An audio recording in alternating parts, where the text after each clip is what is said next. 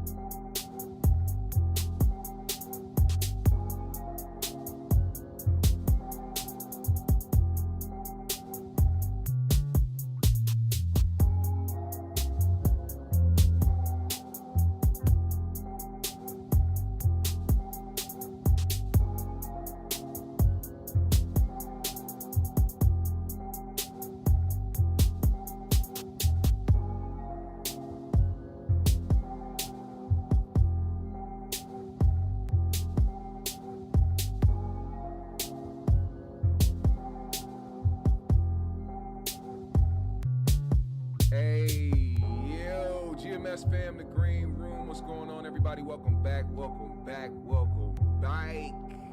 I see y'all in the comment section, man. What up, King? Lukey, Infinite Number is in the building. Glittery Bubbles is here. Glow is here. Ken Dog is here.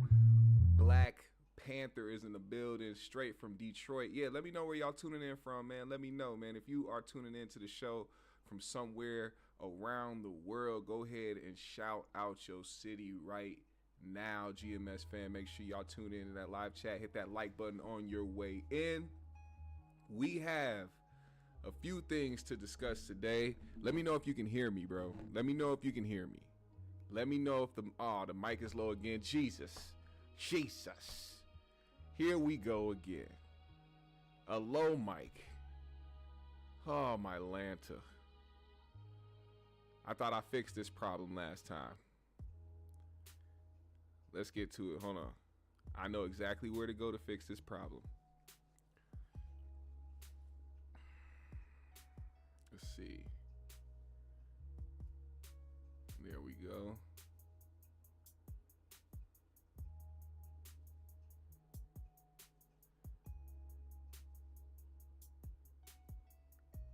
I have found it.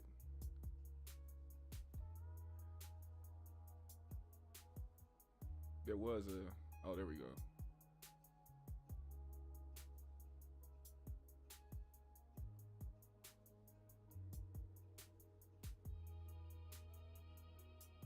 Y'all said y'all good?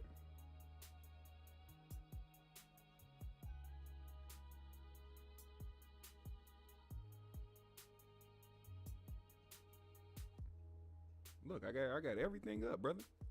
I got everything up, man. Every last one is up. It's gotta be y'all's. Hold on.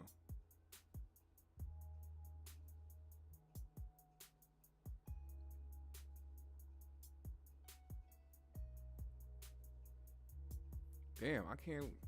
It's like every single time.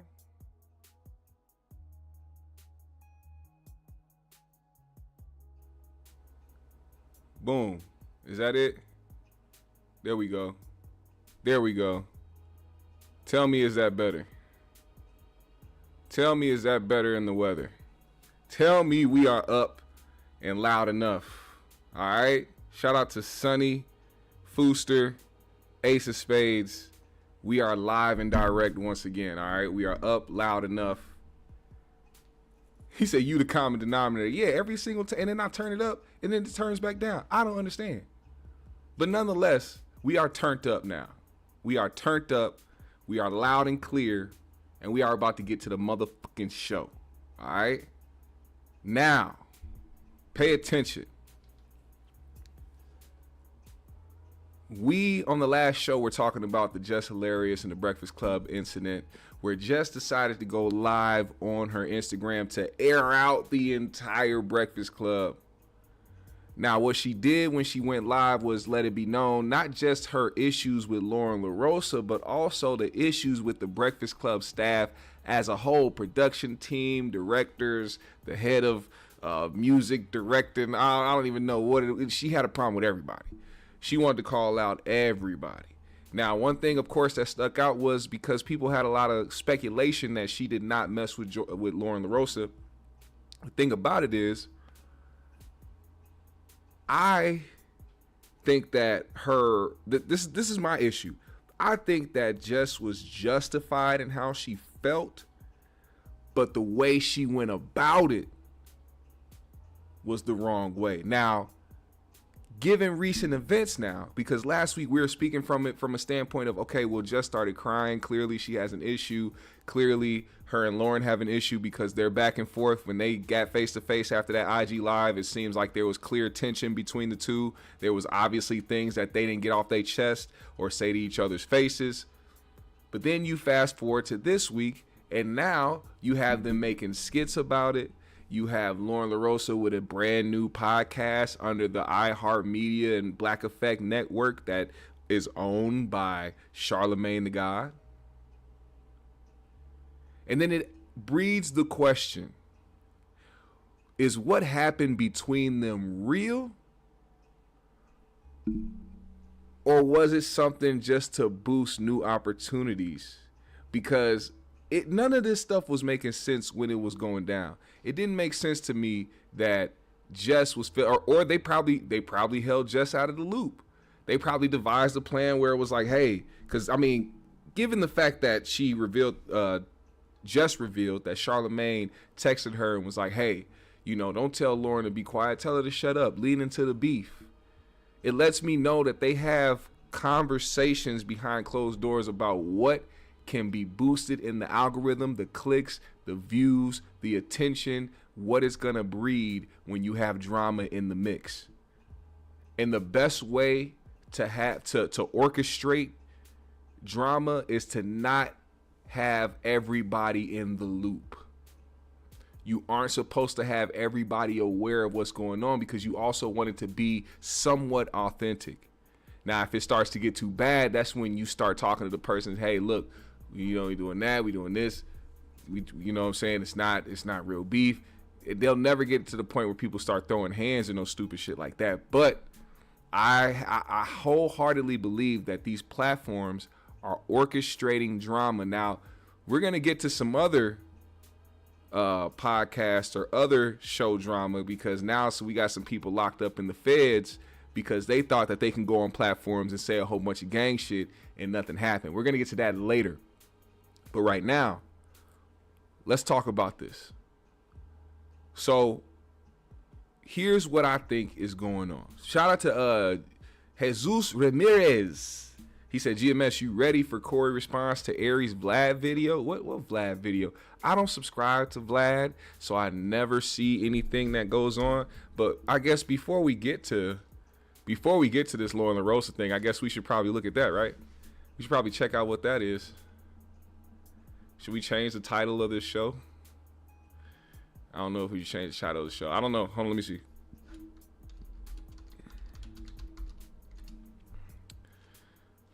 Did they have him in the title? Did they have Corey's name in the title, or was it something else he talked about?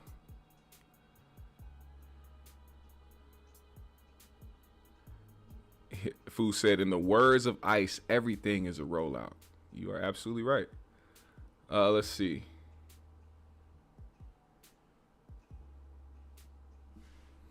Let's see what you're talking about. Y'all gotta send me stuff too, man. Y'all gotta remember to send me some things. Aries Spears on why he can't compare Kevin Hart to Dave Chappelle. Is this it? Aries Spears. Oh, okay. Let's get to it. Fuck it. We're gonna get to this. Let's get to it. Let's see what he's talking about. I can only use audio. Y'all can't see video because Vlad is a hoe. Vlad hates when people review his stuff. He wants to take all the black culture proceeds for himself. Let's see what he's talking about. Now, you criticized Corey Holcomb for saying Dave Chappelle was an overrated stand-up comic. Uh-oh. You said, this is the most horrible take ever. I'm a Dave Chappelle worshiper, and Dave's track record for films is not elite. He did one movie that was considered a cult classic, which was Half-Baked. And outside of that, Chappelle's show is definitely a classic. Dave's strong suite has always been stand-up. He's like the Miles Davis of the art, not the best, one of the best. Style smooth, highly intelligent, but at the same time rough and raw when it needs to be. He's not a one-trick pony who only talks about one thing. In his specials rival Carlin's and Pryor's, you said, what a horrible garbage take that reeks of envy. Yes. So you think that Corey is just envious of Dave Chappelle? I don't think he appreciates Dave Chappelle because, again, Dave can give you intellectual comedy, thought-provoking comedy. But he can also give you that fast food, junk food. He can go raw. He can be silly. Hey, yo. But he's also highly intellectual. And everybody can't do that. And again, Corey's a beast. Corey's a comedic beast. But Corey is one note. You know what I'm saying? He's one note. And it's a strong note. And if you're a fan, you'll eat that note up all day. But everybody ain't gonna be Wu-Tang. You know what I mean?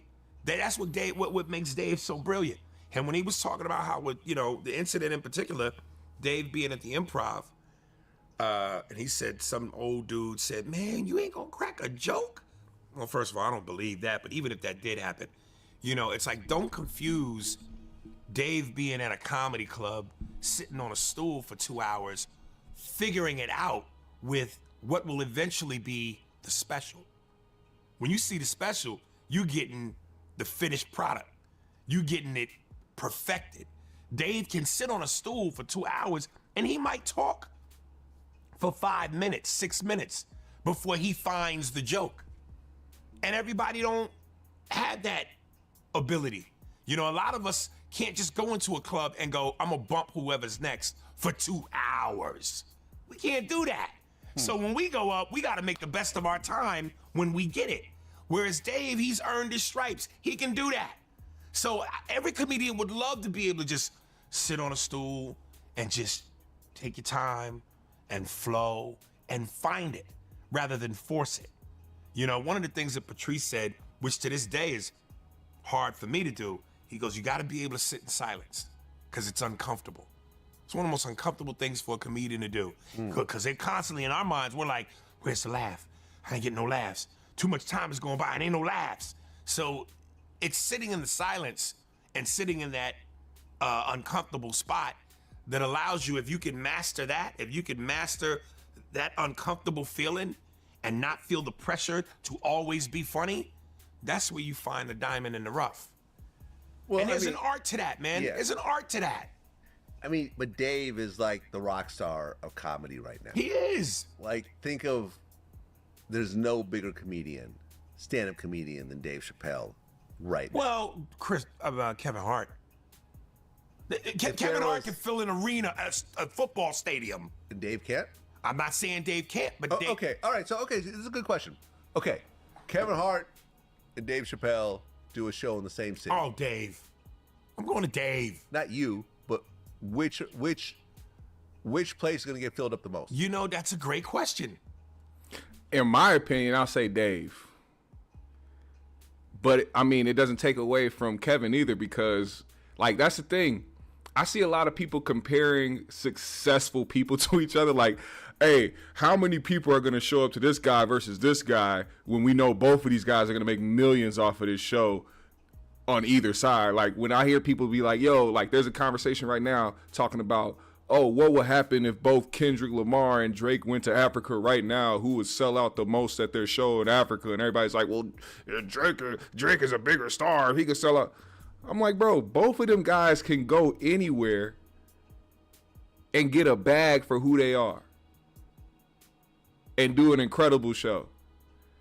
But people want to minimize other people that they don't like. See, it's when it comes to people you don't like, now all of a sudden it's the issue of, oh, well, this person is better than that person, or let's compare two very highly successful individuals who can pack out an arena or pack out a stadium, and let's see who would have the most in attendance. Oh, this guy had 20,000 and the other guy had 25,000. So I guess, like, come on, man. That conversation is dead to me.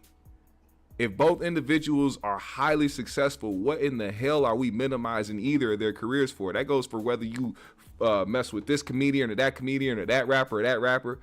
If they're both highly successful, there's no conversation surrounding them and their success because they're gonna get it. Now, when it comes to Aries' point, you know, calling Corey, what do you call him, a one-trick pony, or he only has one way of doing comedy? Listen, I think that what works for you works for you. And it seems that what worked for Corey has worked for him over the years. It has brought him a lot of fans. It has brought him a lot of notoriety. It has got him to the point where his podcast has become very successful on its own, as far as the fact that he has built a cult fan base around it. You know, we've always posed the question, and this is the question that I'll always ask people when we have these conversations. Where do you think Corey Holcomb would be as a comedian if he did not have the 5150 show? Do you think more people know of Corey from the 5150 show, or him as a legendary stand-up comedian? That's to me, it's an interesting question, because, and I'm only asking that to see y'all opinions about it, because in my opinion, it seems as though both are synonymous, because he doesn't do the 5150 show as a form of, oh, this is just going to be some type of, you know, media-based outlet where we talk about serious subjects. There's still comedy involved. So if it wasn't for him as a comedian and keeping people entertained, they wouldn't be watching 5150 show. So I think, personally, I think it's synonymous. You can't separate the two. But as far as notoriety and what people know of him today, it's got to be the 5150 show. It's got to be the 5150 show. And I think that's what separates him from other people as far as his peers, because no matter what Kevin Hart does, they're gonna put the label actor in his title, but for the most part, what he's always going to be is a comedian. Same with Dave Chappelle, same with Aries Spears, same with every very successful comedian out here who has become mainstream, and not even just mainstream. Like, I don't think Aries Spears is a mainstream comedian. What I think he is a very talented comedian who has held his own as far as his fan base and people that know him, and he's put in a lot of work over the years. But I can't put Corey Holcomb in the same category as a Dave Chappelle or a Kevin Hart because of where their careers are. Now, that's no shade to Corey, because we know that he is somebody who is very, very outspoken about the industry. There's a reason why he has not been a part of a lot of things in Hollywood and in the industry, because of what he has said about the industry and the relationships he's probably ruined over time. Now, Aries is somebody who has made it very clear that when these subjects comes up, he's gonna let you know, hey, I know Corey is great at what he does, but what he says about Dave Chappelle, I don't agree with. Now, that's his opinion. You know, I've seen a lot of people share Corey's sentiments as well. So it's not like Corey was just talking out of his ass when he was saying what he was saying about Dave. And comedy is subjective. So if Corey doesn't think it's funny, and XYZ person over here doesn't think it's funny, that doesn't mean that Dave Chappelle isn't a funny comedian to people, or that he shouldn't be respected as a comedian. It's just, we live in a world where there's so many yes men and so many people that try to agree with everything that somebody they like says. It defeats having a mind of your own and forming your own opinion. Now, let me read some of y'all comments real quick. Smizzy Smart said, I honestly first saw him on Wild 'N Out. Never knew he did stand up when I saw it. I said, oh, he Jack and Patrice. Oh, shit. Subliminal said, interchangeable, but some only know him for 5150. Ken Dog said, but I knew Corey for his stand-up before 5150. Yeah, me too. I knew Corey of his stand-up before I ever knew what 5150 was. Charlie Woo said, being consistently available to the audience is priceless. He's on free TV.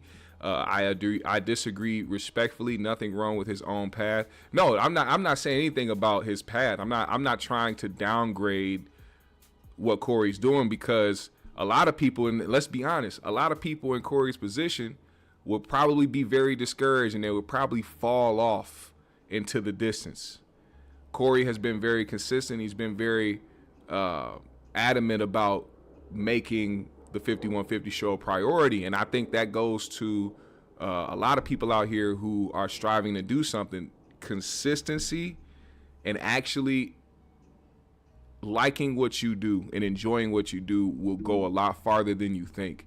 And I think a lot of people wait for that, or not wait, but they are very impatient for success. They think that, you know, they're supposed to do something, and because they're basically doing something somebody else is doing, that it's going to get them notoriety and get them out here, get them big, however it is that they're, you know, oh, because I'm doing the same thing they're doing. No, it literally takes time. It takes persistence. It takes consistency. It takes building. It takes practicing and developing on what it is that you're doing. Continue to elevate, continue to progress in whatever it is that you're doing. You know what I'm saying? And here's another thing. A lot of people, I talked about this a couple shows ago. People think that once they reach success, or once they get to a certain part of success, that, oh, that's it. Like, oh, I've been putting in the work. A company came over here, handed me a $5 million check, and now, oh man, I'm on. Now people know me. So then people think that now, because now what you're doing currently is worth $5 million from this company, then you're just going to keep getting $5 million or X amount of money, even more than that, now that you've reached that pinnacle. But no, you have to understand that that shit even dies as well.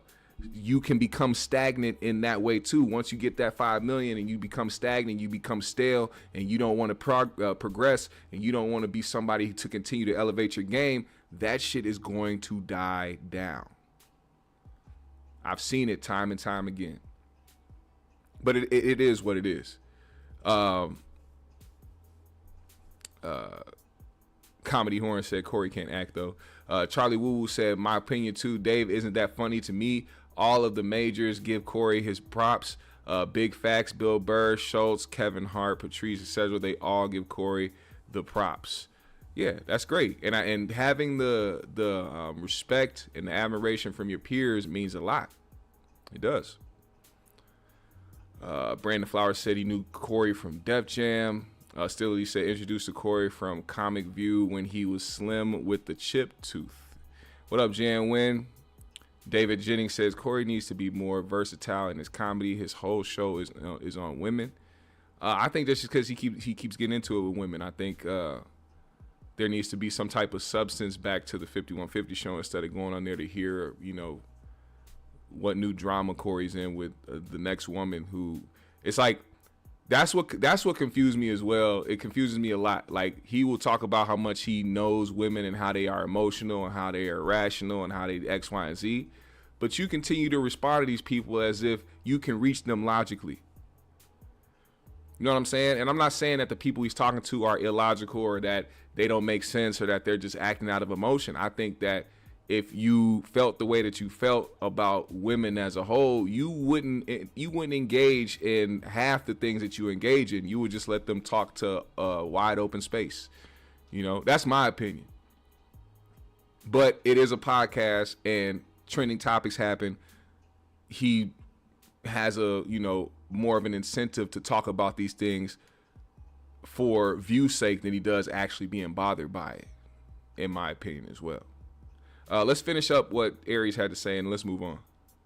Because I would almost equally. The box office receipts don't, the turnstile receipts don't lie. Kevin sells out arenas, man. And Dave, and see, here's what's I don't know what the right word is, but because I don't want to say weird, but Dave doesn't feel, if Dave wants to do an arena, he'll do an arena, but he would much rather do a smaller venue because he's just quirky like that. The intimacy, he doesn't have to give you the show, even though he knows he could sell it out. He's more of a, the dude lives in Ohio. He don't want to live in New York. Yeah, he don't want to live in LA.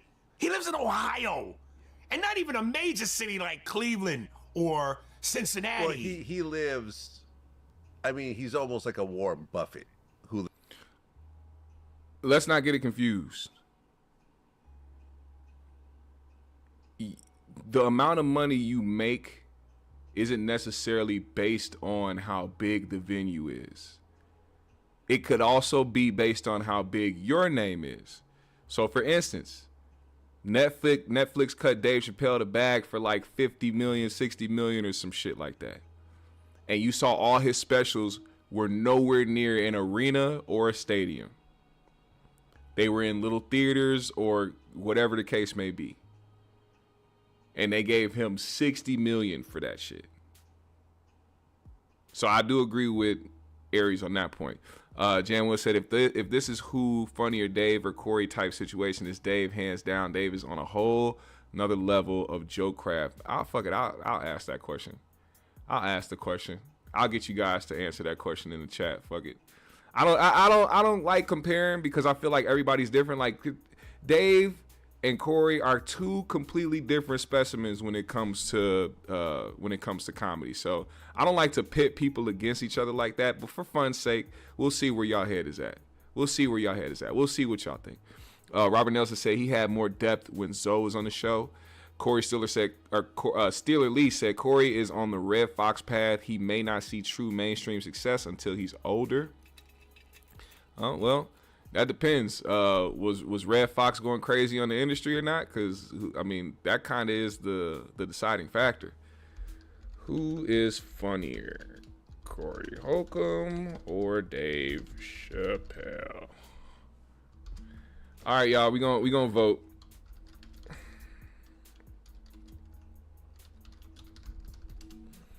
All right, we gonna put the poll up. Y'all go ahead and vote. Y'all do your thing. It's up. Now, shout out to Sean Mims for the $4.99 in the super chat. I appreciate you so much for supporting the show. Thank you, brother. If you want to support, you can hit the super chat. You can become a member of the show, or you can hit the Cash App that is in the description below. I appreciate you so much. Damon Harris said, did y'all see Corey set on the One of the Ones tour? Somebody taped it and put it out. Well, they'll begin a phone call soon to take it down if it is up on YouTube. Corey doesn't like his stand-ups being posted on these websites. Charlie Woo said Aries turned around and kissed men from the back for a few bucks. Consider the source. Dave has a crossover audience and Dave gets the crossover bag. Well, yeah. But that doesn't necessarily make you funnier. That just makes you versatile. Now, don't get me wrong. I love Dave Chappelle. I think Dave Chappelle is one of the greatest comedians of all time. I don't need to hear an opinion from anybody about why they don't think so or why they don't like Dave or if they don't think Dave is funny. None of that moves me. See, when I'm not influenced by other people's opinions on something when I have my own. That's the crazy. And I'm not trying to attack your comment, by the way.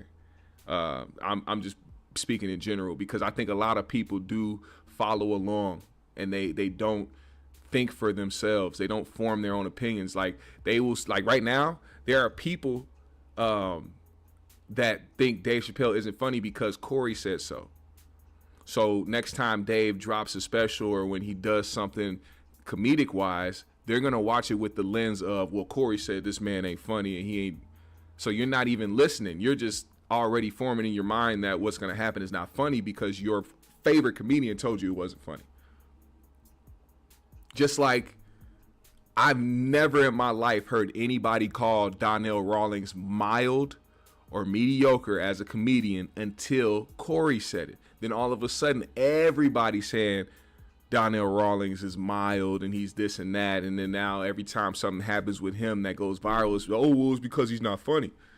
I'm like, man, Donnell has been funny his entire career, in my opinion. I didn't think that he was somebody that wasn't funny. I think that I think Donnell is somebody who is a lot more funnier outside of stand-up, which, I mean, that's his career. You would want him to be more funny in stand-up than he is in other areas, but, like, you have those people, man. Like, Dave Chappelle, when I heard Corey say that Dave is better at movies, I said, yo, cap. Like, show me a Dave Chappelle role that you can hold up next to any of his stand-up specials and say, this is a masterpiece, all this other shit. Dave Chappelle is not an acting guru. He's not somebody who I look to talk about acting. He's not a point of reference when I talk about great actors. So no, Dave Chappelle is not on that when it comes to acting. Dave Chappelle is a very incredible comedian. So I take it as that. Donnell, I don't think he's a great comedian, but I think he's funny. I don't think there's anything mild about him. Now, he may be putting himself in embarrassing situations because he can't take jokes or he can't read the room when he's getting roasted, but that doesn't take away from him being a funny person. Shout out to Sean Mims for the $4.99 again in the super chat. He said, I saw his set on YouTube. It was a lot of same jokes we hear on Tuesday. Damn, man. See, and that's why I don't necessarily search for Corey stand-up. Because this is one thing that I hear a lot. Like, I hear people say that he tore the room down, he does a great job. But these people aren't quoting jokes. These people aren't saying what it was that he joked about that was funny. I think the way that they hear him tell some of these jokes, even when they do pertain to some of the same subjects he's been talking about for years, the way he delivers it is probably the funniest part of the joke instead of the joke itself. Now, that's just me giving my opinion. I'm not sure. I've never been to a Corey Holcomb stand-up show.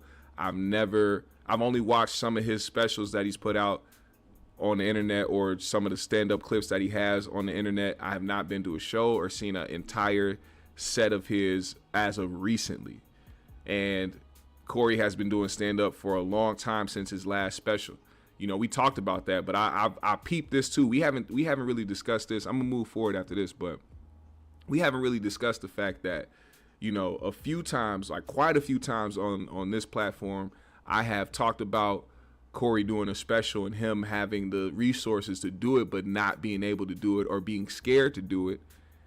And I've heard, you know, the little subliminals like, oh, people want me to do certain things or people want me to do this and that, and they don't know nothing about the business. They don't know. I don't want to hear no excuses about people not knowing shit about the business when you have access to everything you need. You know what I'm saying? I see the platform he has. I see the connections he has, the fan base he has. There's no excuse as to why Corey doesn't have a new special out right now, or at least actively working on one. And it makes you think, does he really have the material for a 1 hour special? Ask yourself that question genuinely. Don't just be like, oh, well, I saw him live here. What was it? What was some of the things that he has said? What are some of the new jokes that you've heard from Corey that'll be like, all right, yeah, he got a special? For those that have seen him in the last 5 years, if you've seen any of his stand-up, you've been to some of his stand-up comedy shows in the past 5 years, tell me what it is that is new that you've heard him talk about that have nothing to do with abortions, ain't got shit to do with women, ain't got shit to do with Hollywood. Tell me some of the new material that this man has. Let's see. Robert Nelson said, comedy is very subjective. My taste is my plight first when put humor is explaining geopolitical issues like George Carlin. Okay. Damon Harris said, I never thought Donnell was great. He been out a long time now. Never popped. Ken Dog said Donnell Rawlings is funny as a sketch comic. I think his stand-up is mild. Yeah, I think or mid. He's better in a setting where it's like, yeah, like sketch comedy, or like when it's something that he's just naturally doing, like being on the Breakfast Club. You know what I'm saying? There's no jokes written down. There's no, hey, we got to pre-record this to, you know, make it pop, or we got to, you know, write some stuff down that we could talk about. It's like people who are genuinely funny in real life are going to be way more funnier than when it's structured, in my opinion. Like, we all know those people. We know somebody, at least one or two people in our life right now who are insanely funny just on a regular basis without even trying. They just some funny ass niggas. But if you put a mic in front of their hand and put them on a stage and put lights on them in a room full of people, those nerves, the anxiousness, all that shit is going to be a factor in that person performing. You know what I'm saying? You got to learn how to structure yourself in a different way. Still Lee said the baby having the miscarriage in the toilet is still a top 5 joke from Corey, along with the Magic Johnson mosquito joke. Yeah, that's great. But I don't know how many seasoned comedians can go back. Like, Bert Kreischer can forever talk about that Russian story for the rest of his life, because that bit alone became so huge and bigger than life that it's become a staple. It's become something that his fan base wants to hear. And then you have the people that have had great jokes that stand out in that special that people can go back and watch. They don't necessarily want to go and listen to that comedian say that joke over and over again on stage. They'll go back to that moment because it was how they delivered it. You know, the delivery of a joke is so important. And I think a lot of people that are fans of comedy know that to be a fact. The delivery, it doesn't matter what the joke is, it's how you deliver it. If you deliver that joke flawlessly, it'll become a staple amongst your fans and peers at that. Let's see. Janwin said that's a fact. Even Craig has spoken on Corey's inability to properly take avail of contemporary marketing techniques. Robert Nelson said Corey is a Stephen A. Smith version of a comic. He puts down black women. Stephen A. puts down black men in sports. Damn. Ken Dawg called him a one-note comic. Chris P. said Dave is not funnier than Corey. All right, that's an opinion. I don't think that can be ruled as a fact. Southern California said Corey is a crowd work comedian. I've been to his shows. He's funny, cracking on people. That too, like I said, that too. If you're somebody who's comfortable with a crowd and comfortable on stage, you're gonna be flawless. You're gonna be somebody who you don't even have to rely on your jokes. You can just rely on your wittiness and your ability to be off the dome with it. A lot of people are great in that sense. I think Corey is one of those people. Trina Reynolds, One Fast Hour said Trina Reynolds is the page name with the We the Ones whole stand-up. Corey saying the same abortion jokes he been saying word for word. Damn. Damon Harris said bottom line is to laugh. The bottom line is to laugh. I don't want to have to wait 20 to 30 minutes to laugh at a Dave punchline. But that's what I'm talking about. That's like the exaggeration. I've never had, and I know you don't mean literally 20 minutes, but I know what you're saying, waiting a long time between laughs. It's like finding the comedian that you like or that you appreciate, because he's somebody who you have to appreciate his mind as well. He's not somebody who's just relying on being funny now. Dave is somebody who has always been very aware of situations and has been somebody who's not just great at being a comedian, but somebody who's great at analysis, somebody who's great at seeing the world for what it is or putting things together and forming something to where it gives you some type of thought. It's provoking. And I think as he got older, that's where his comedy took its turn at. And for the people that understand it, those are going to be the people that enjoy it. Now, you have the people that like that style of comedy, or you have the people like yourself, Damon, who will want to go to a comedy show or watch a comedian for the laughs, constant laughs. You keep me laughing, I fuck with you. And I understand that. I support that as well. I like it all. You know what I'm saying? You can keep me laughing the entire time. I fuck with you. If you can make me think and say some thought-provoking things while adding in the jokes and making it funny, I fuck with you that way too. Because I think all of it is great forms of comedy. You know, one thing that I don't necessarily like is like the dark comedy if you're not doing it right. You know what I'm saying? Like, I don't have a problem with it. I think there's a lot of people who lean on just the dark aspect and not the funny like, how can you make it funny? There's only a few people I think that can successfully do that, and you know, they've made a lane for themselves. Infinite Umber said, I saw Corey at an event once and he was telling the same abortion or misogynistic based jokes, being honest. I saw a set of his filmed and put on YouTube maybe a year or two ago, and it was much the same. Damn. Charlie Woo said, if he did use old jokes that fits Corey's MO, he don't really fuck with other comedians like that. There's always tension. He may keep his best for his own shows. That's a good analysis as well, because I think if you've watched Corey over the years, you've heard him talk about comedians stealing jokes and how much and what he feels about that. He really dislikes comedians stealing jokes. Really dislikes that. Let's see where y'all at on the poll, man. So we have, let's see how many votes we got. We have 37 votes. Who is funnier, Corey Holcomb or Dave Chappelle? We have 41% saying Corey Holcomb, 59% saying Dave Chappelle. I'm going to let that go. We're going to try to get that poll to 50. So if you are in this live chat, you see the poll up there, go ahead and vote on that poll. We're going to try to get that up to 50 votes. Once it gets to 50 votes, I'll close it down. So let me know, who is funnier in your opinion, Dave Chappelle or Corey Holcomb? To close this out though, so we can get to this Breakfast Club, Loren Lorosa, Jess Hilarious thing, which also stems from what Corey had to say about the whole situation. But when it comes down to it, when it comes to funny and just kind of piggybacking off of the Aries thing, no Diddy, because I know how much Aries likes when niggas is on his back. I think Aries is somebody who's very convicted in his opinion. Also, given the fact that he doesn't really like Corey at all, anything Corey says that may go against what Aries believes, he's probably going to speak on it.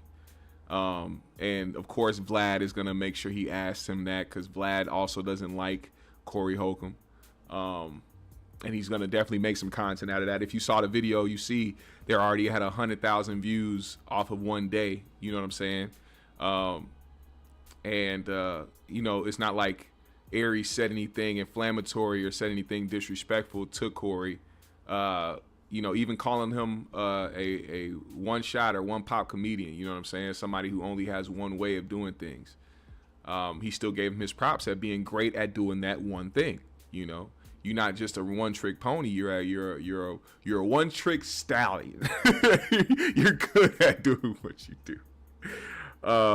Let's see. I'm getting buckets 21. So Dave Chappelle is a witty writer and provokes thought. Corey is a shock writer. Yeah, they're two totally different comedians who people should be able to appreciate and respect both styles of comedy if it makes you laugh.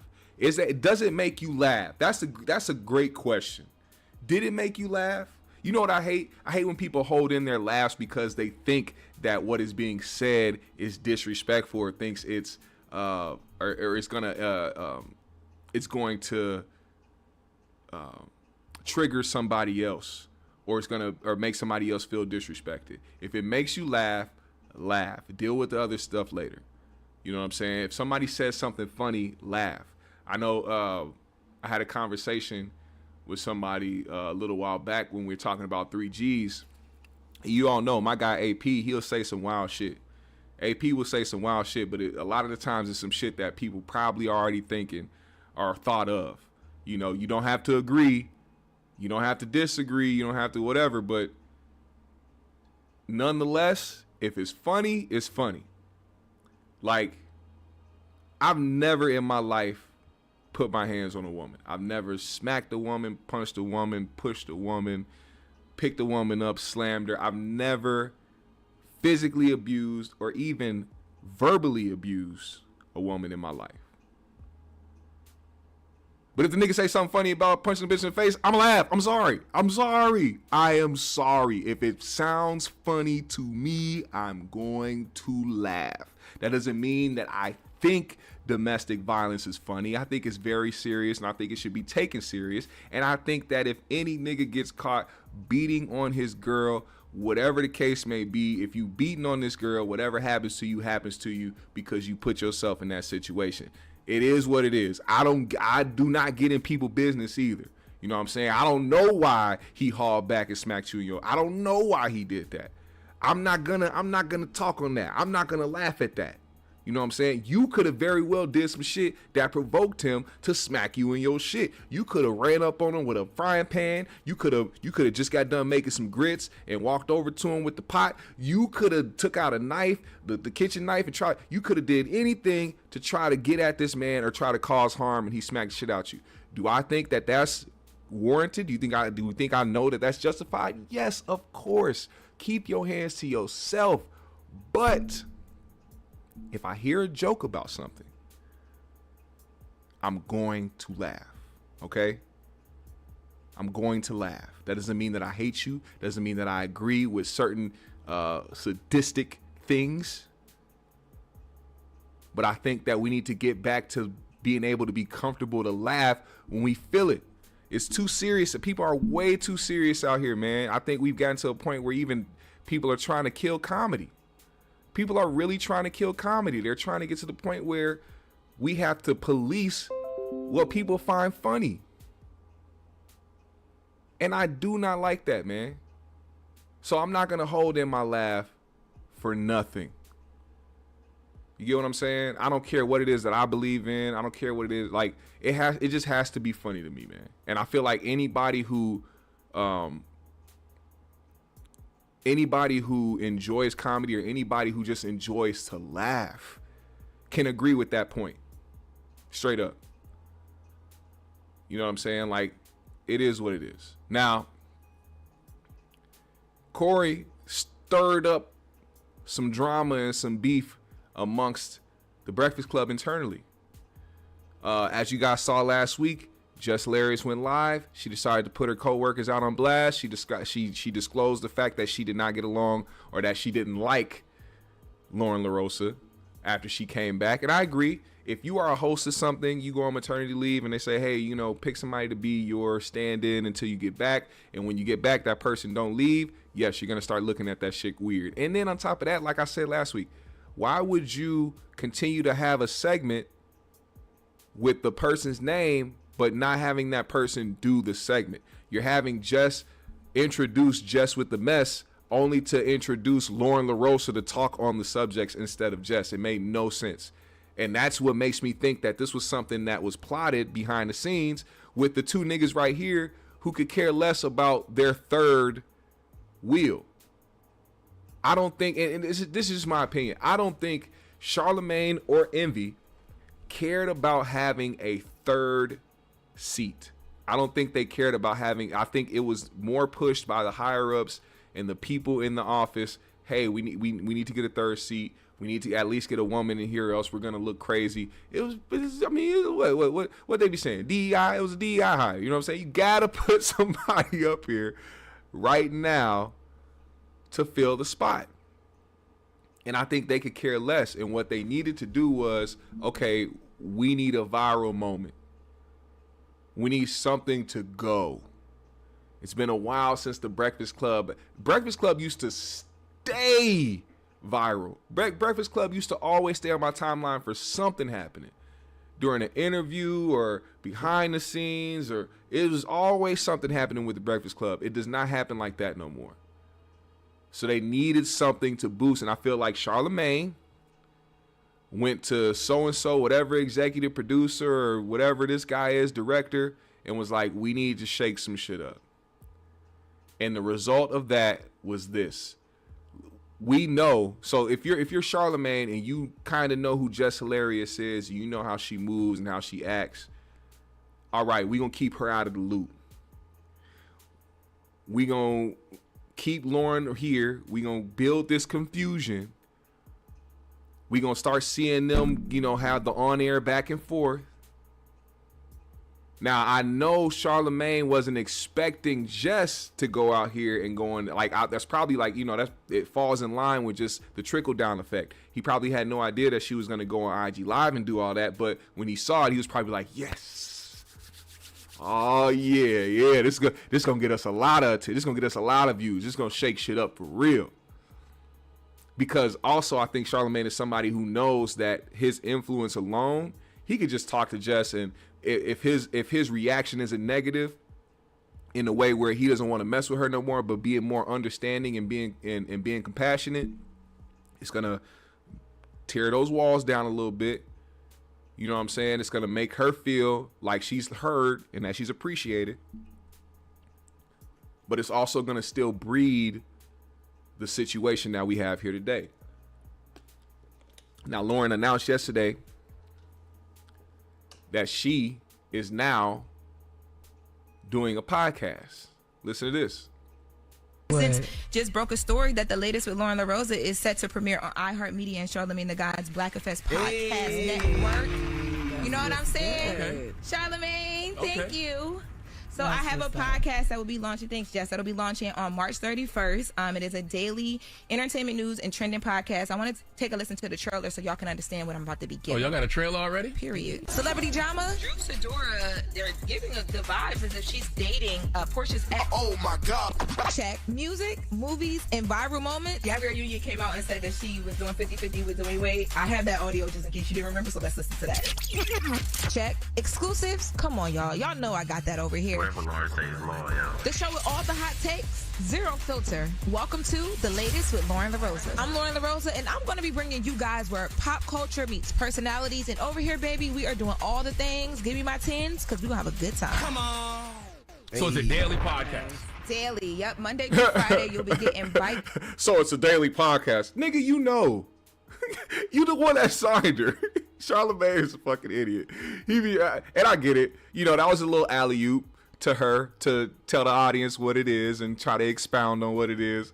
But I for some reason, I just hate Charlamagne's version of acting dumb or acting clueless. This man will pick up context clues when he wants to. But then when it's a situation where he doesn't want to address the issue or spearhead the problem head on, he tries to act dumbfounded.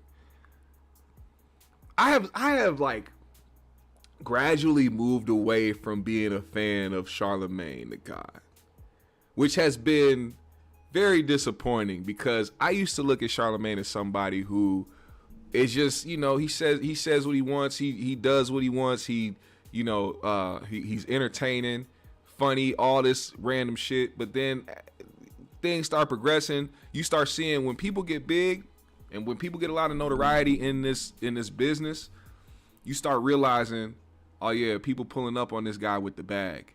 And the more people pull up on you with certain bags and the amount that they giving you, you must abide by what they want you to do. And what they want you to do is say what they want you to say. Don't cross this line. Don't engage with this. If you do X, Y, and Z, we'll make sure that these things are suppressed.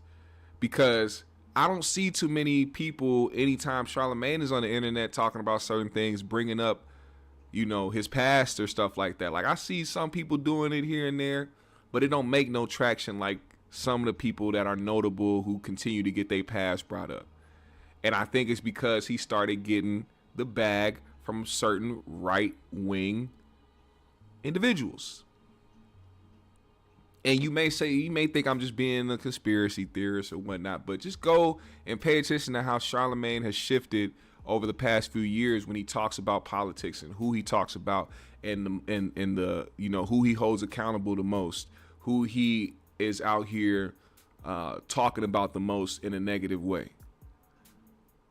He talks about the Democrats. He talks about the left. He talks about the different things that they aren't doing or the things that they lied or let people down with. Meanwhile, you have a president in office who is worrying about every last damn thing but actually helping people. This nigga's trying to change the names of bodies of water. Like, what are we talking about? It's just this whole entire situation, this whole place is just is a circus, man. And I would not be trying to fight for either side. At that point, you're literally a pawn in exactly what they want you to do. Charlamagne has put himself on the chessboard as a pawn, and they're gonna move him accordingly. Chris P said the Breakfast Club promotes the low-level elements of our culture. Glittery Bubble said they treating Jess and Loren like two pit bulls in a dog fight.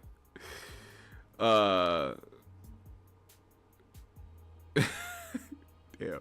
HM3, the Trapcast show, he said, don't forget Charlamagne had them allegations. That's why he started rebranding himself. Yes. Once those allegations started to make its way up out the mud and people started giving it traction and all these videos start getting made and it started to be a trending topic and everybody started to bring it up, now all of a sudden you got Mr. Mental Health Advocate and wanting to drop books and wanting to, you know, talk about protecting your mental health and all this other shit. And it's like, you can't tell him he's wrong for saying that, because despite who the messenger is, the message is a great message. But I also don't look past the rebrand either. Like, he totally rebranded himself.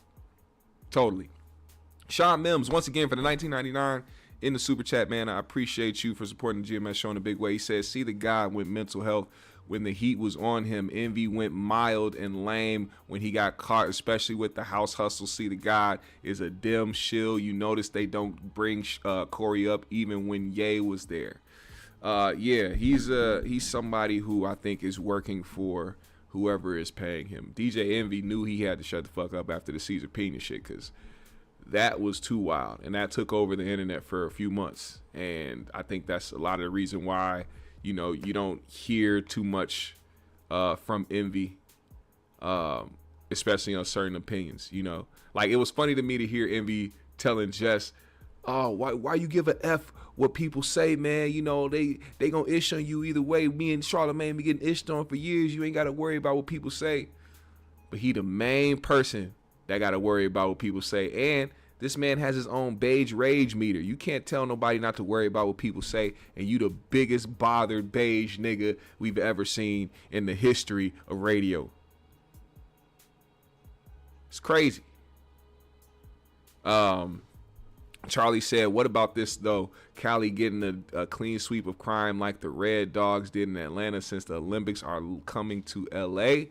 That's funny you said that, because I want to get to that right now. I don't really care too much about the Jess and Loren thing. I really don't. I just brought that up because I saw the play. But you are absolutely right about that. You are absolutely right about that. We're going to make sure we put that up here. Let's slide this over here. So, bringing up what you just brought up. Right now, there's turmoil in these Cali streets, and it comes from the indictment that has been let down to none other than Big U and some of his rolling 60s conglomerates out there in LA. Now, for those of you that don't know, Big U is somebody who has been in the community, has been in these streets for a long time. You probably heard his name several times in different spaces on the internet. He is a self-proclaimed, what do you want to call it? Rehabilitated gang member. He is somebody who says he is a community activist, not even an activist, but somebody who helps the community. He's here to help clean the streets up of gang activity and do his due diligence in making sure that the streets are safe for the next generation coming up in LA. Only to be accused of somebody who is secretly running the entire Rolling 60s Crips and is using his influence to engage in criminal activity. There's a lot of things being alleged. One of the things that is being alleged against him is that he had a young man killed and had his body dumped in Las Vegas due to hearing about this young man who was once his artist, or was his artist, being disgruntled and making a diss track that never even saw the light of day. So imagine this. A kid makes a diss track about somebody, and before it could even get released to the public, the nigga has you, kills you, and dumps your body in Las Vegas and comes back and acts like he's some type of activist or some type of community leader who's trying to help get rid of all the bullshit in the streets. They say they got him on wiretaps, talking about different crimes. They also locked up Brick Baby, somebody who is a sub. Like, this is the thing too. I don't even care about what the indictment is. I don't care about the paperwork. I don't care about what they could be charged with, what the sentence. The one thing that has continued to just boggle my mind is the fact that these niggas continue. I mean, they keep seeing what's happening. They keep seeing what's happening. That's the dumb part. They keep seeing what's happening when everybody else who get on the internet and say a bunch of wild shit. They keep seeing these people get things used against them, whether it's Young Thug and his lyrics used against them, whether it's whoever. People they're trying to take y'all down by any means necessary. And all they have to do, they don't even have to do investigative work. These niggas don't even have to tap phones. Like, they didn't even need to wiretap Big U. They just did it for fun, just to see what else they can hear. Y'all niggas voluntarily bring yourselves on these platforms and say the dumbest shit in the world and incriminate yourselves because you trying to look a certain way to other people outside of the internet who don't know who you are and you don't know who they are. You trying to prove yourself to people who can care less if you crash out or not. They could have took Brick Baby last year when he went on No Jumper talking about him being this and being that and having bodies and all this shit. But you know what they did? They said, give it a couple months. He'll give us some more shit. And he did. Sat right there on that platform continuing to put shit on the gang, talk about what he can do, talk about what he will do, talk about he keep guns with him knowing he's probably a felon. They just let you work your own case up. It's literally getting to the point where prosecutors will just go into the courtroom and just play a podcast episode.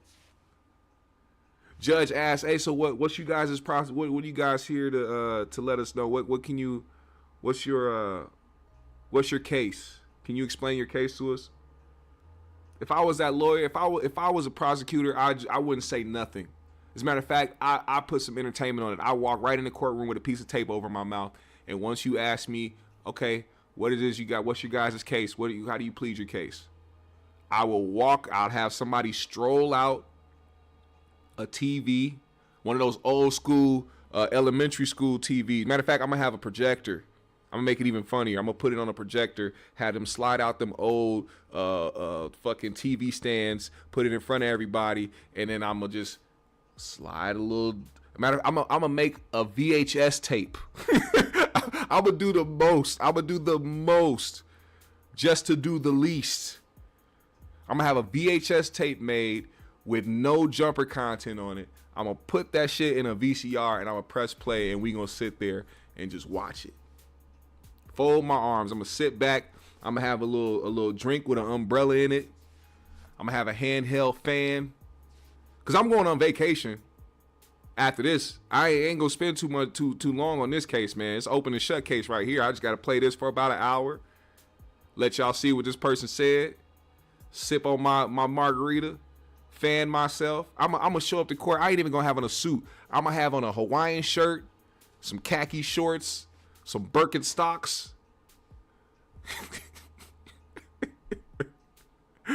They make it too easy, man.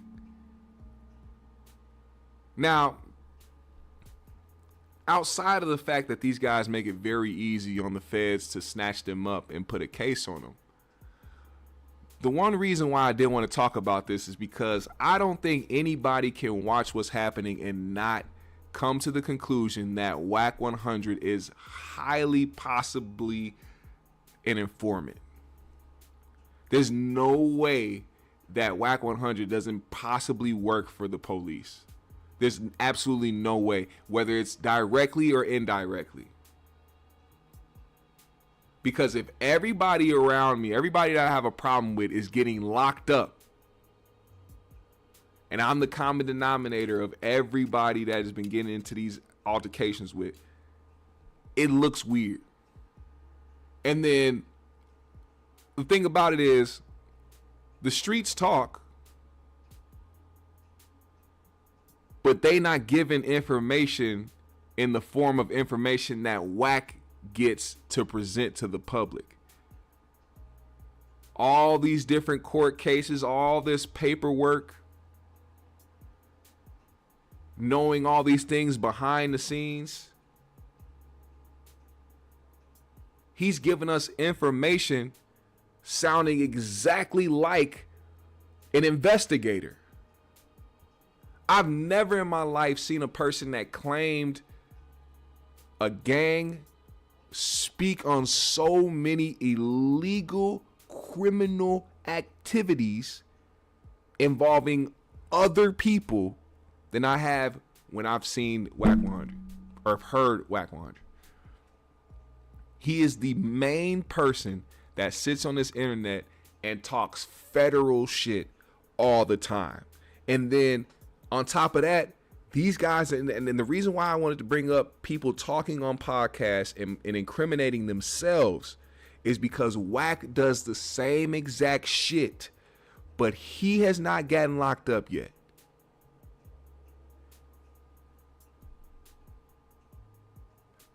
Just last week, Wack was on recording threatening to kill Aaron the plumber and his mother and his kids. They have that man on tape talking about what he is going to do to somebody's mother because this man wanted to fight somebody for spitting on him.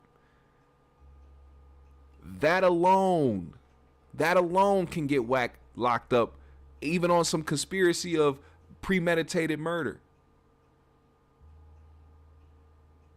And you claiming a gang, you claiming you Pyru. So now you're not only gang affiliated, but now you're premeditating a murder on somebody in their entire family. But no police has contacted you?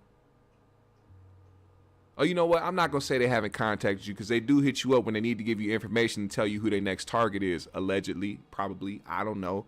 I'm just giving an educated guess. But I want y'all to hear something. I'm going to need y'all to hear this because they had the Federal Olympics on No Jumper. Adam 22 had Wack 100, DJ Academics, Trap Lord Ross, who is this guy from London who is very infatuated with American street gang life and decided to build a platform doing documentaries, which are very well put together documentaries. You got to hand him that. He does a great job with the content. He's very thorough in his documentary style. But what I don't like is these not just white dudes who are outside of the culture building up their brands and building up their names and building up their bank accounts off of talking about street shit. But even more so, the simple fact that you're from an entirely different country, continent, and you over here worried about gang culture and making money off that. I thought there was gang shit going down in London. I thought there was some important things going on over there. You can't report on none of that. No, we have to talk about black gang culture in America for you to succeed in your career. That's not just for him, but it's for these other guys out here too. He also had DJ Vlad on the show.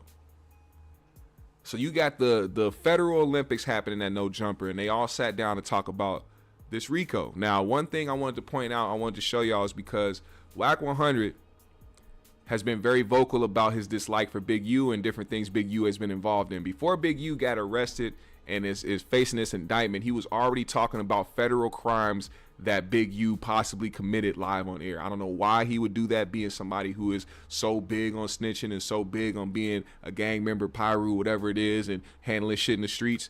You were indirectly trying to hand this man to the feds by everything that you were saying. That's why I said whether he's working for them directly or indirectly, he knows exactly what he's doing. Because anybody else talking about anything federal when it comes to Wack, oh, this man ready to run the fade and squabble up and be all X, Y, and Z and then and be up in arms about it. But in his case, it's like, oh, I'm just speaking the facts. I'm just speaking the truth. Now, he said, one of the things that he said, because I, mentioned the young guy earlier who was an artist who was allegedly killed by Big U and dumped in Las Vegas. Wack was going around telling people that the feds found Big U's DNA, and that's what made him say, well, because they found his DNA and they know he killed that kid, I can go around saying that he did that and he killed this kid and dumped his body in Vegas, and mention all these intricate details about the story because the feds already have his DNA. Then come to realize that if you actually, and this is the problem with people that just go along with what people say because you assume that these people went through all this paperwork and they know what they're talking about. What is actually in the paperwork, what's actually in that entire document, is that it's inconclusive.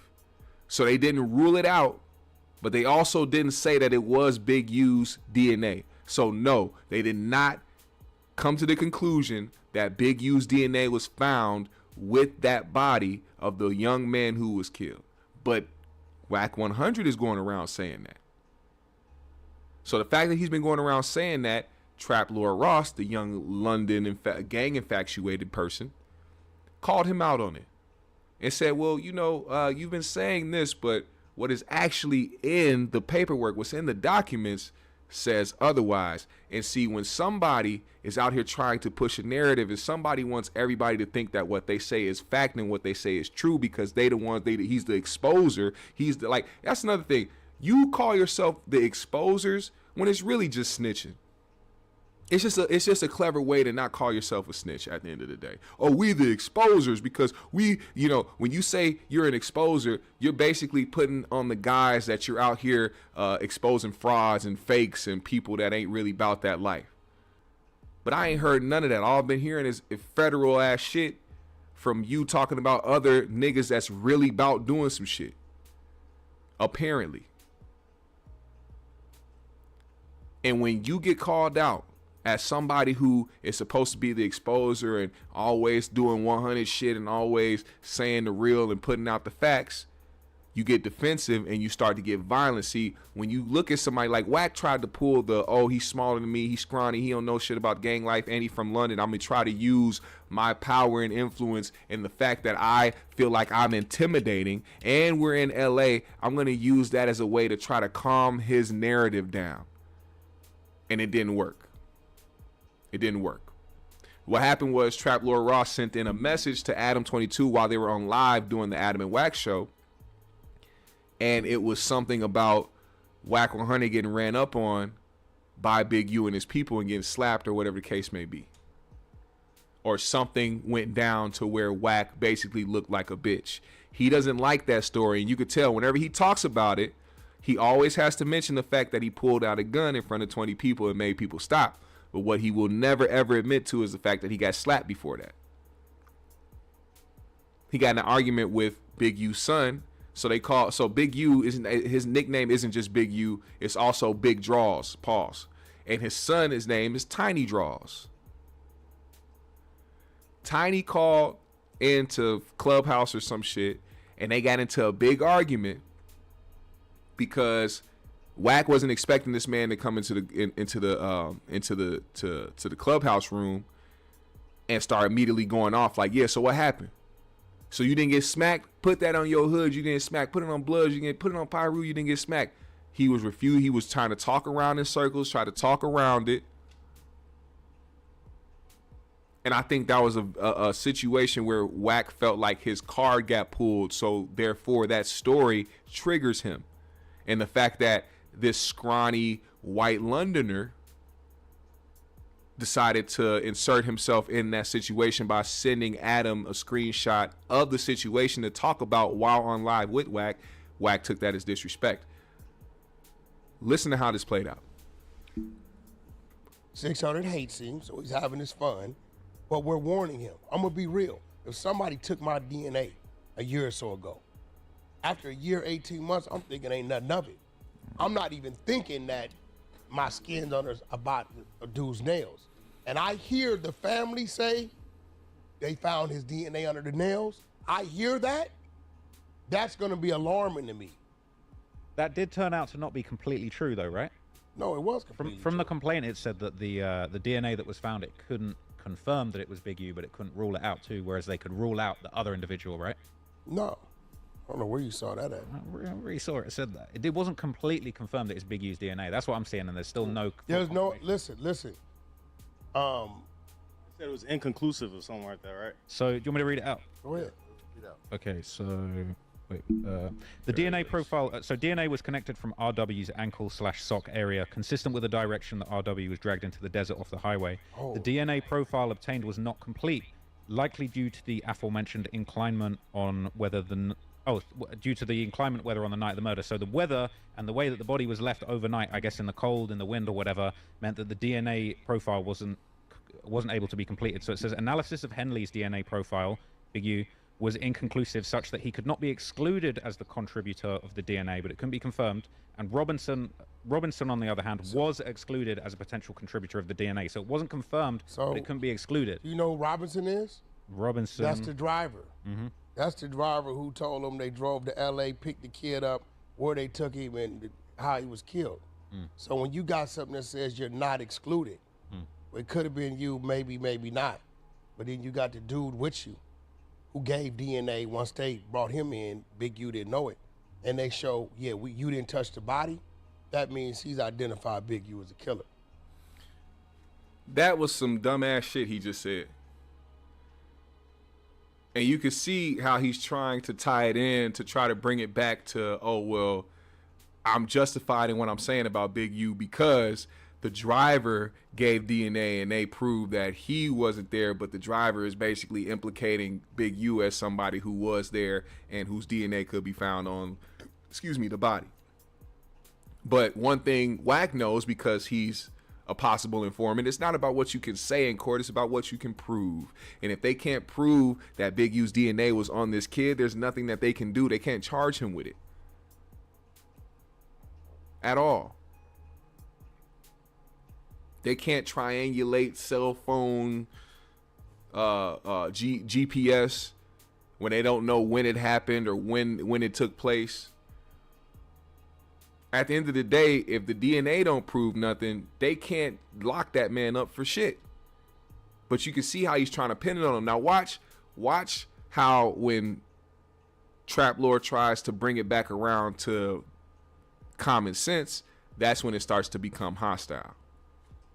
That's who really told on him. But all I'm saying is that, from what I understand, the DNA thing, to make the statement Big U's DNA was found under his fingernail. That's been running in the media a lot. That's not been conclusively proven as true. These mics are kind of sensitive, so you might want to pull it in a little more. Right? Yeah, no, that's what you got to remember, we didn't make... They've been saying that as a headline since Wack started talking about it. You got to remember, we didn't make the statement. We just played the recording. But this is the thing. Sorry, I'm going to stop it again because that's another classic Wack tactic. He will go around spreading all these narratives. He'll say all this shit and be convicted on his opinion on it so much so that he'll start having other people believe that it's true. And then once he gets called out on it or once it starts getting dispelled or getting proved that it was something that didn't actually happen or his story might be a little skewed, then he starts putting the blame somewhere else. Then he starts saying, oh, well, we heard that from this person. So if this person told us, I'm just giving y'all the information. To try to absolve himself from any wrongdoing. But to me, it doesn't matter who told you. Once you start going around feeding that narrative to society and to the public, it's on you now as well. I feel like it's kind of overcooking Big U's involvement. Now, obviously, it's an open case, it's unresolved, right? But the headline of DNA found under fingernails is a little overshooting. What's the difference in what you did? Because this says it can't confirm it. Listen, you know I'm allowing you to question me right now, right? See? Appreciate it. Because you did some punk shit the other day. See, the only difference is you usually do what you did the other day sitting over there in London somewhere, right? And you're not here, right? It's a lot of places you can't go. You send Adam something as if it was a clip of something I did I wasn't supposed to do. No, he sent me a screenshot of a page from the indictment that's cool. where Big U was recorded on a wiretap basically saying that he punked you out with a whole bunch of people. And it had a quote that he attributed to you, but it wasn't an actual video or recording. This was Big U's version of events. Hold on. You're the receiver. Yeah, look, Adam trying to take up for his white brethren. Since you read everything, right? Extraordinary regular nigga, he said they starting to round up all the people who said celebs got to check in. Damn. Yep, because the Olympics are coming to LA. The Olympics are coming to California. And one thing that the feds love to do is a nice big old sweep to make people feel comfortable out there. And if you sweeping everybody that feels like you got to check in, oh, that's just sweet. That's beautiful. That's beautiful. Also, there was a clip rolling around of Schoolboy Q talking about checking in and how dumb it is to check in, especially when you don't have to be around these people. Like, I'll be damned if I'm a musical artist. I don't talk about no gang shit. I don't talk about being in the streets. I don't be on there dissing nobody or talking crazy about nobody. I'm just one positive and an open book to the world of just rapping and enjoying my artistry. And when I try to go to LA, a nigga roll up on me like, hey, where you from? Or, hey, you from out here? You from around here? Where you gonna have to pay a toll to be? Man, if y'all, I will get right back on that plane and leave. Y'all not about to extort me. Y'all not about to get no money out of me. Y'all not about to make me feel like I got to check in because I don't do none of that shit. Y'all keep that bullshit over there. I'm going to go over here where it's nice and sunny and very well behaved in this side of town because I ain't got no energy for you fuck niggas trying to extort me or try to kill me for absolutely no reason at all. I don't keep beef. I don't project beef. I don't start beef. I don't even get in the middle of beef. I will let y'all niggas do that shit over there. It's the niggas that be claiming certain things and then try to go to different cities and try to mingle with different people that feel like they got to check in or feel like they got to do some type of shit like that.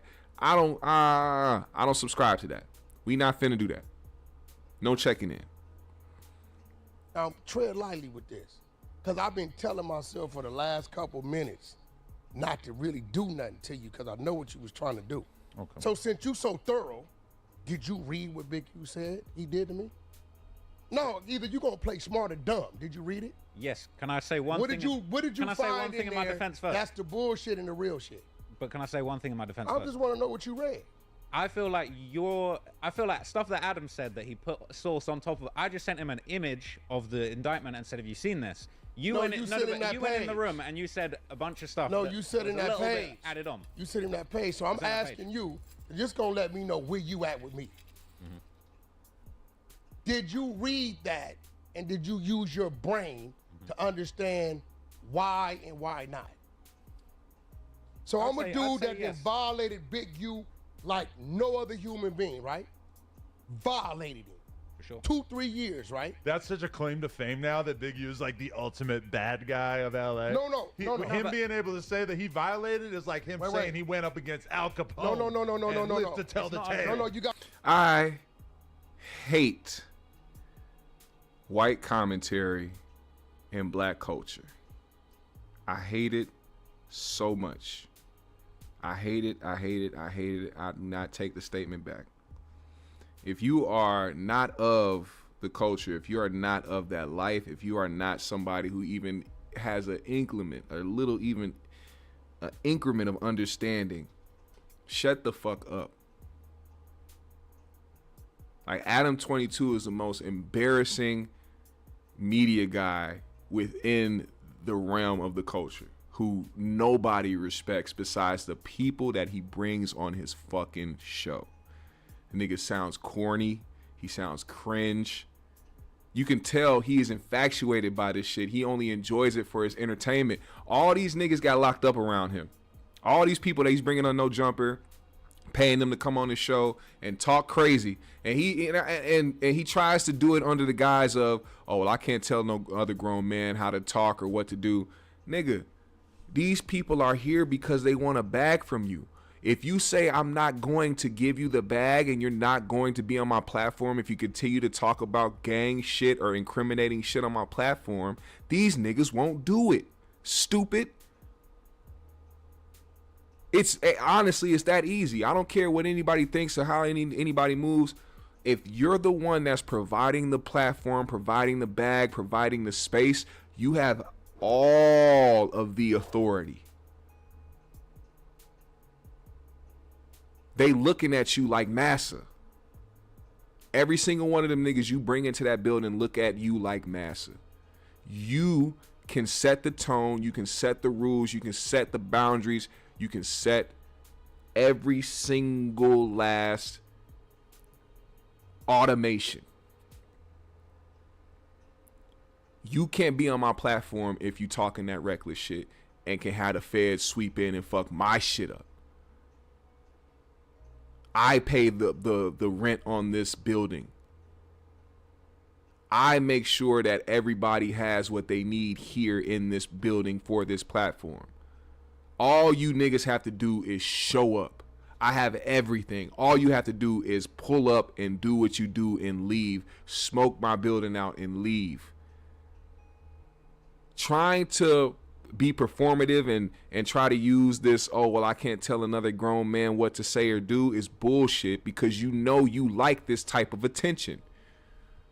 Somebody who only hires gang members. Tell me, is there no other individuals in LA besides gang members in LA? Like, what the fuck? Why are you only hiring these individuals? I know why. It's because they can sit there and talk about it, all this gang shit, and get your views to continue to go up, because you're not just worried about that. You worried about competing with the other niggas that left your platform. It's just, I hate his voice. But let's finish this and keep going. You gotta remember, I don't see Big U the way y'all see Big U. I know. Big U done sat on my couch with his head down, scared straight in situations where he needed our help at. I don't see him that way. A motherfucker who I had to pay rent and help take care of his family, who then sat on my couch and said, help me, I don't see that dude as that, right? But if you read that, right, it says, we was 15, 20 deep, right? And we caught him. And he was by himself, right? You do know I jumped out on them. You do know I wasn't walking. I'm in a car with 800 horsepower in it, right? I'm very capable of whatever, right? You do know my homeboys was adjacent to them, but they had no idea they was there, right? The Henny Man. Right? That's new information. You do understand that, right? So in Wack's words, he's saying that when the altercation happened, he was the one that had the drop on Big U and not the other way around. I don't know how much I believe that, but it is what it is. A lot of niggas like to look tough. A lot of people like to look tough. Now, Big U put out several videos before he turned himself in to try to profess his innocence and also put blame on other people for the reason why he's locked up. Also, I think, I guess to reiterate the sentiments that academics had, he had a great point when it came to him making those series of videos. It was to send out the smoke signal to the people who do not mess with Wack but do mess with Big U, and to let them know, hey, this is the doing of Wack 100 and the people around him. So if y'all don't like what's happening to me right now, go handle that, basically, without having to say it. They have him on wiretap mentioning Wack 100 and him wanting to do something to Wack 100. And it's just a very interesting case. And as that continues to progress, we will continue to talk about it here on the GMS show. Do not get it mistaken. Now, let's move forward because I'm tired of talking about Wack 100. I just want to send a real quick rest in peace to Say So P. I say that with just out of respect, not because I was a fan of his music. I actually had no idea who this person was before this happened, but I'm sure some of you guys have heard about this. Rapper Sauce Walka, this was one of his artists from Memphis. Sauce Walka went to Memphis for some events or shows or whatever the case may be, or just to meet up with his artist and do some shit with him. And while they were there, Say So P was gunned down in broad daylight while shopping in Memphis. There's been a lot of speculation around this. There's been a lot of stories coming up around this. What I do want to say is that it's unfortunate because, you know, one day you're in a car or in a Sprinter showing off money and jewelry and feeling good. Next thing you know, you're dead the next day. With this shit right now, in the M right now. You know where these rap niggas don't come to. But a Sauce nigga gonna be here, man. Sleep here, stay here, man. You know, so as long as we want to, man. You dig what I'm saying? Certified, man. This shit going the fuck on outside right now. Outside popping this shit, bro. Hey, popping this shit, man. Normal shit, records, man. You know what I'm talking about? You dig what I'm saying? Head to toe, that man. Head to toe, man. I see that boy. I'm on land with that boy. Louis, that boy. Shit going on, man. What the fuck? Sosa boat? Ranks in this bitch? Come on, man. Shit, it's a normal day in the South Side, like a normal day in the South Side, P. Go yards everywhere, diamonds everywhere, just bankrolls everywhere, money everywhere, just whatever, everything, shit everywhere, fuck it. Now, somebody can be talking and enjoying their life one day, and like I said, the next day they gone. You got to appreciate what you have while you have it, man, and, you know, life is precious, man, and life is short. What happened was, they were outside and a lot of things happened during or after that event transpired, after he was killed. A lot of people went on the internet to talk about the reasons that he may have gotten targeted. One speculation was that he ran off with $200K from somebody out there in Memphis and they tracked him down and got him for doing that. Others say that this was just a random or tried to be a robbery, but you know, nope, nothing was robbed. So clearly it was a targeted hit. It was a targeted attack. They were there to kill Say So P. One thing though, while we were on the subject of Wack 100, I guess I can't totally let his name go right now. Like I said, he'd be on Clubhouse talking about everything federal, everything that you can think of. And while he was on Clubhouse, somebody by the name of Rainwater said that the reason that Sauce Walka is still alive because he was shot as well. So Say So P was gunned down and killed. Sauce Walka was hit in his leg.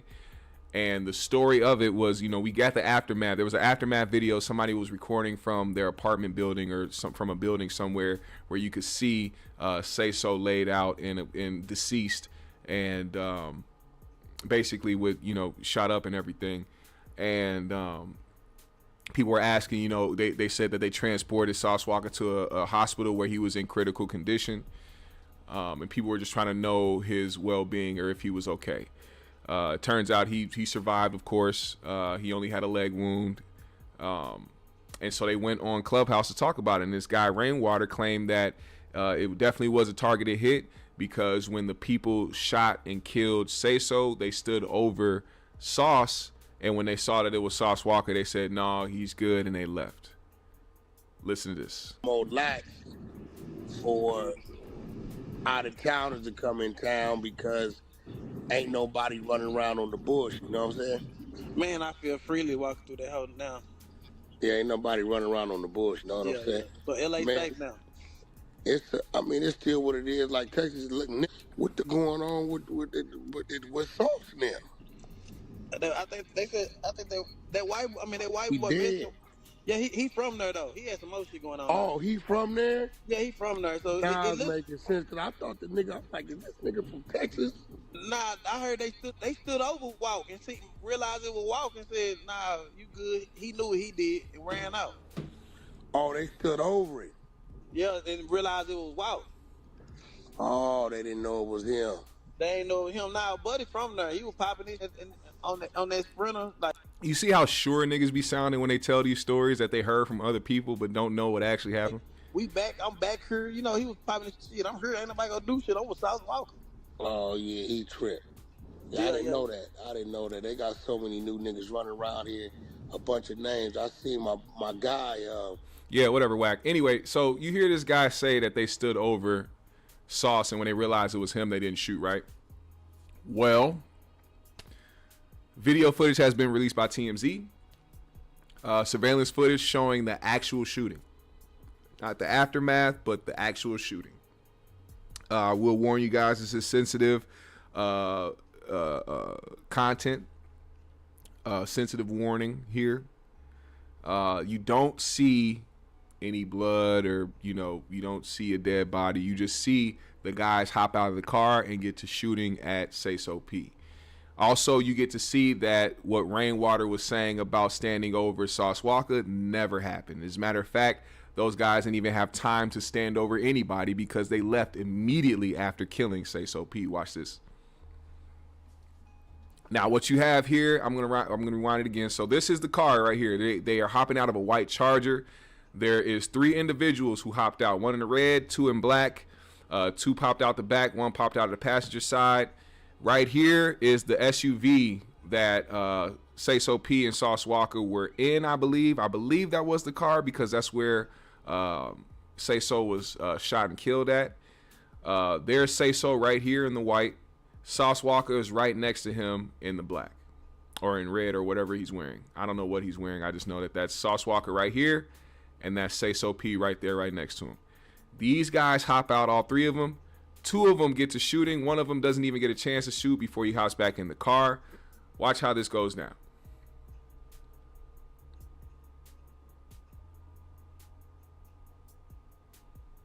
So as you can see, they did exactly what they did, hopped back in the car and left.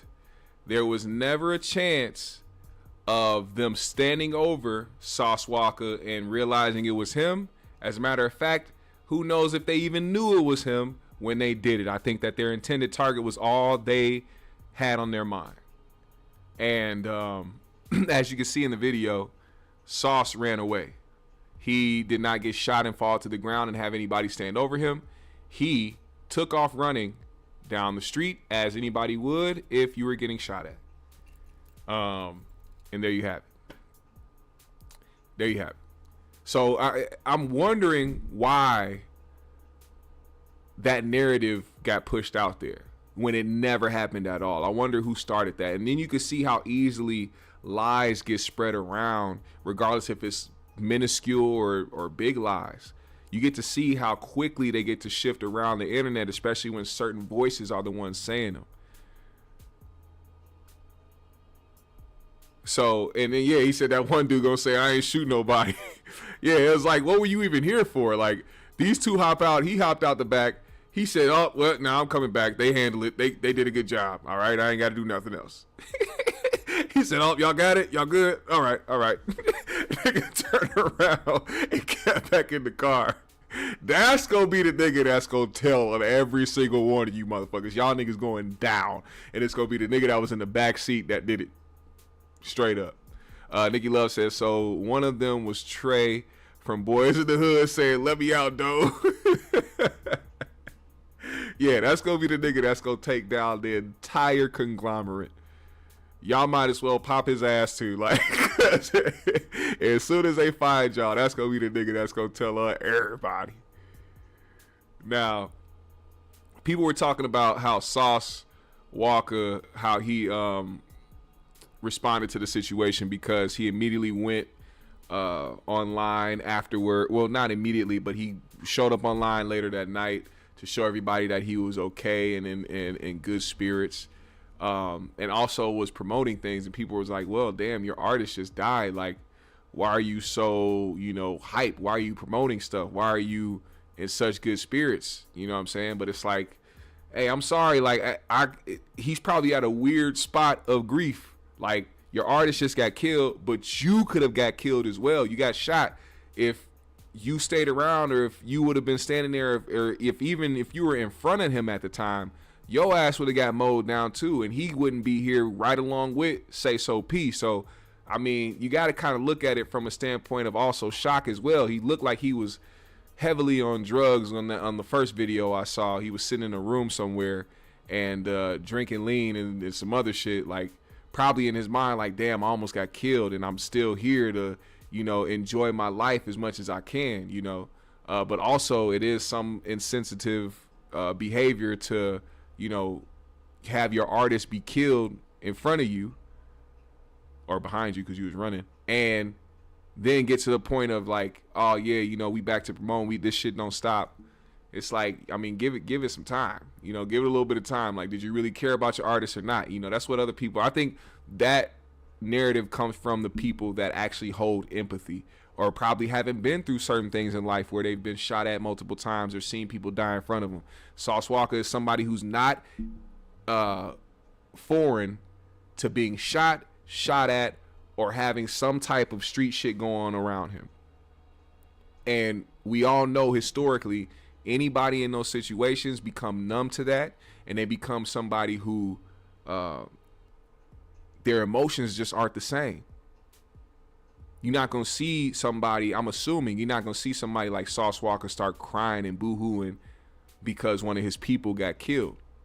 When it becomes the norm and when you've lost so many people, it's like almost another day. You know, they might catch themselves at a time when they just by themselves thinking about the people that they lost and start breaking down right there, and it just starts hitting them. But I think when you become numb and when it becomes something so normalized in your life, it becomes a thing where it doesn't even hit you. It doesn't hit you the same, but it's not normal, man. And I want all my black brothers, my black sisters, everybody out there to understand that that shit is not normal, no matter how much you go through it, no matter how many people you done lost in your life, no matter how many times you've been shot at, no matter how many times you've been shot, no matter how many times you've went through grief. That's not normal. It's not normal. And I don't wish that type of mental confusion and disparity on anybody. So rest in peace to that young man. It seemed like he was going to start popping at some point. And just like that, you know, his life got cut short. Now let's talk about this, man. Let's talk about this. This is something that I saw on the timeline. It was very important for me to talk about this before we get out of here. Let me close the poll first. Let me close the poll. We have a poll. I said I was going to let it get to 50, but I totally forgot about it. And now it's at like 80 votes, 86 votes. Let's stop the poll now. We're going to stop the poll now. We're going to end it now. The poll reads 86 votes, man. 86 votes in total. Thank you guys for voting on that poll. Who is funnier, Corey Holcomb or Dave Chappelle? With 86 votes, we have 53% of you guys saying it was Dave Chappelle and 46% of you guys saying it was Corey Holcomb. I think that is a very balanced look. Not that it's right, not that it's a fact, but it's a very balanced outlook on what society is, or when it comes to comedy. My guess was that people were going to be voting more for Dave Chappelle. But it does not take away from Corey Holcomb as a comedian and how funny he is, and him as a legend in this space. All right. Now, Anthony Mackie. All right. Anthony Mackie started going viral and started getting a lot of backlash because he went on the Pivot podcast and he talked about how he raises his sons. He explained that we are living in the death of the American male. They have literally killed masculinity in our homes and our communities. And I'm telling you right now, when you start talking like that, people start looking at it from an irrational view. They think you're automatically attacking a certain community instead of trying to encourage, trying to continue to raise your kids how you want to raise your kids, and not just how you want to, but in a respectful and a stable way. I don't know where they tried to stop it at. I don't know where the cutoff went, but for some reason they're trying to separate children from their parents as far as your parents actually parenting and actually teaching your kids and guiding your kids, to being to the point where it's like I don't understand the agenda in that. I really don't. I see it. And they're trying to hide it under the guise of, LGBTQ and things like that. We're not talking about LGBTQ. We're not talking about gay rights and trans rights or anything like that. We're not here to disparage any of those people. when it's crazy how a black man, and not just a black man, but a man period, can talk about raising his sons to be young men who are respectful, responsible, and protective of their family, how that all of a sudden becomes an attack on the LGBTQ community. How is that toxic masculinity to teach your sons how to be productive young men and respectable young men in society? I have no idea when it turned into that, but I can see the agenda with that. I can see it's way bigger than the conversation surrounding tolerance with the LGBT. They have nothing to do with this conversation. They're just being used as a vessel to try to be a defense and a pushback for this narrative. Do you understand what I'm saying? They are being used as a shield for the real agenda of trying to stop parents from parenting their children the way that they should and the way that they want to. It's almost like they're automatically assuming that young boys are growing up confused about who they are when it comes to being a boy or a girl, or if they are confused about what they like, if they like men or if they like women, the same sex, different sex. Why would you automatically assume that? First and foremost, what comes in play when you talk about somebody's kids is the parents and what they do to parent their kids, and how they interact with their children and what they're teaching their children. Our mind should never immediately go to, well, how does this person identify, or who is this person attracted to? Their children. We should be immediately worried about how we raise our children to be respectable and productive and responsible human beings on this earth before we even try to deep dive into who they are sexually or what their pronouns are, what they identify as. I think being a good human being outweighs any of that. We can get to that stuff later if that's what it comes to. But I think being a good, productive, respectable, and honest human being in society is way more important than any of that other shit.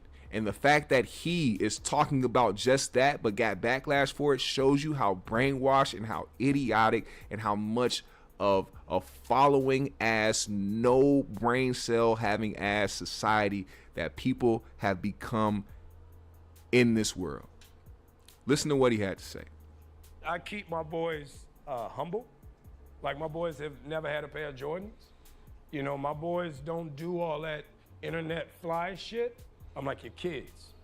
And no, I could be the biggest star in the world.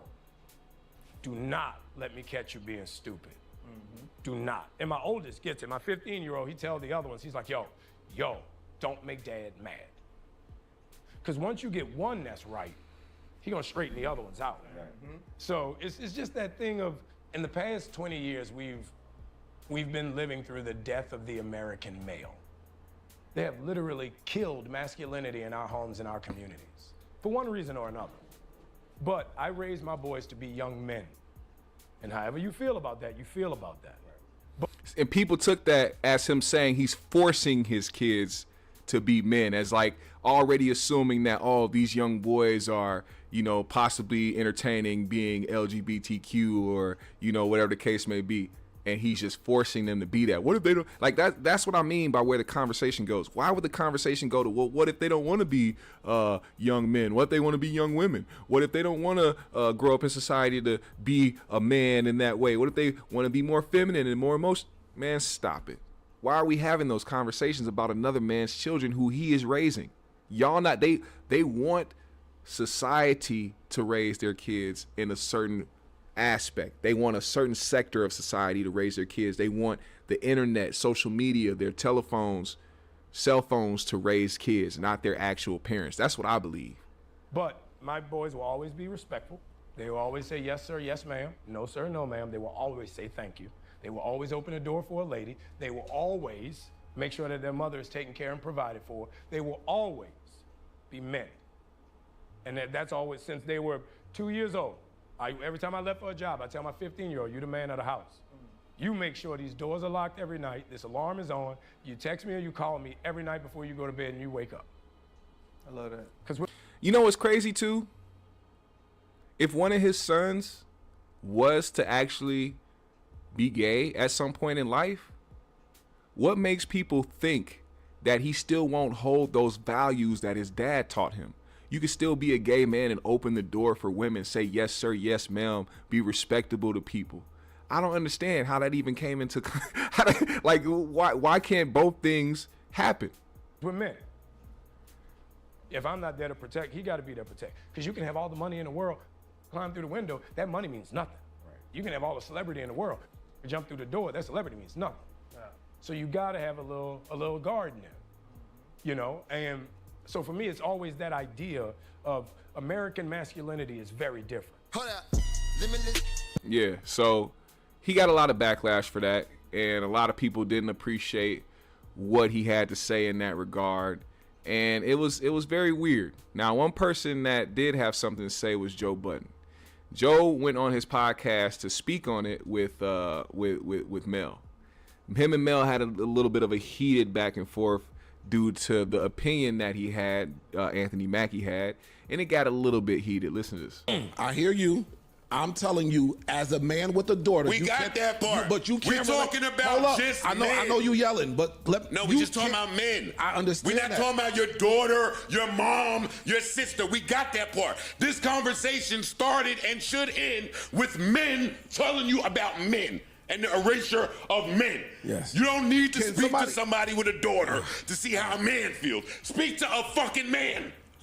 Go ahead, okay, let her get that shit off. No, please. No, he please just please continue. He completely shut down everything that I put. No, because I can't respond to the Doshi thing. I can't respond to the bear thing. Respond. I can't because it all factors in. It does. My fucking argument when you keep bringing up this bear shit, it's fucking pissing me off because you are being willfully fucking obtuse. All right, stay fucking there. You two, you have daughters. Mm-hmm. What is it that you are teaching your daughters in terms of when they go out into the world, how to conduct themselves? Only in terms of their sense of personal safety. Who do they need to keep themselves safe from? Who? And don't just answer the question. People. Yeah, I was gonna say the world. People. Okay. Can you be a little bit more specific? People, like you said, I get where you're trying to go with that. I'm not sitting there. I mean, I'm not at that point yet, but it's not. Hey, look out for men. Look out for boys.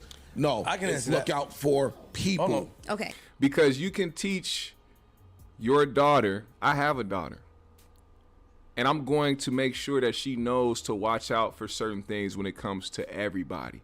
I'm going to tell her about men and what to look for and what not to look for and what to avoid and where to keep her energy safe from, what signs to look for. Don't just trust anybody. Don't just go anywhere with anybody. Make sure that you're always in a safe space, and make sure that you always have access to some type of help, whether it's your phone or whether it's the people that's around you. Don't be out there by yourself, because as a woman outside by yourself, you're even in more danger. Doesn't matter who it is, but you're in more danger. I'm also going to tell her about the women that hate her, because most likely she's going to be friends with some people that secretly hate her, because we all know the unspoken narrative is that women are women's biggest haters. So while Mel was trying to get to a certain point of, trying to tell your daughters to watch out for men specifically, let's not act like women don't be hating on women the most. That's all I see all the time. On one end, it's women empowerment and women encouragement. On the other end, y'all women talking about each other all the fucking time. Always trying to get each other caught, always trying to get each other in some shit, always fighting each other. We got so many reality TV shows displaying women fighting each other, specifically black women too at that. And they be showing up ready to fight. They be at auditions wanting to fight because they know that that's how they're going to get on a show. Like it's easy. It's easy. So to what Ice is saying, yes, I'm going to make sure that I tell my daughter to watch out for people and not men specifically, because then I will be doing her a disservice, making her think that she can trust every woman she comes in contact with, when it's more likely that whoever she comes in contact with as a woman is also going to have some type of agenda against her, or some type of false belief that makes her not really mess with you or really want to have something done to you or see you fail in life.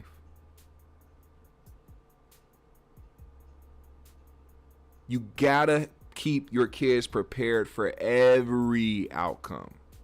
People are fucked up out here today. And I'm just asking you two specifically. Wait, hold on. I have a 15-year-old daughter. He can answer better than I have a 15-year-old daughter. I tell her to be on the lookout for people, jealous girls, but I also tell her to be on the lookout for older men that's trying to prey on younger girls, offering rides and stuff like that. Is that what you're getting at?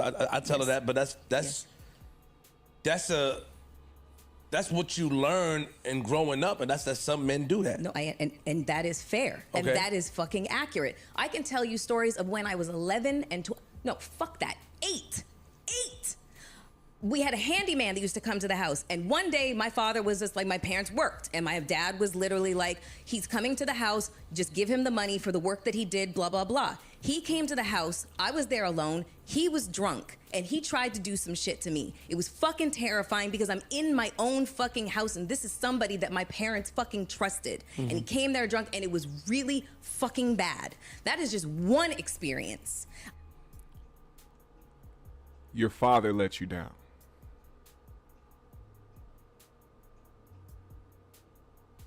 I'm sorry to say that. Your father is the one that lets you down. Not men as a whole, but your father.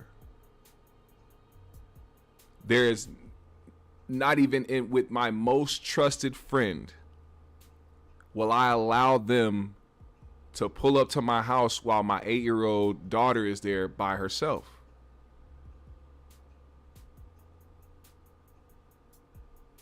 Because my mind doesn't just work in trust. It also works with being very, what's the word that I'm looking for? I'm not able to trust people right away or fully. I'll say that, fully. My mind goes to different places and puts me in protective mode. Now, have I allowed my daughter to go places with my friends? Yes. But that's because my friend has a daughter as well. And when they hang out, they're either hanging out with one of us, vice versa. They're never with no random men or nobody who we don't trust. Our daughters are like cousins. That's a difference. My homeboy called me, hey, Taya got something going on. You think Naya can come with? I'll pick her up, blah, blah, blah. Oh, yeah, for sure. Pick her up. You know what I'm saying? Go have some fun. Let me know when y'all coming back. Vice versa with me. Hey, me and Naya finna go somewhere. Ask Taya if she want to go. I'll pick her up.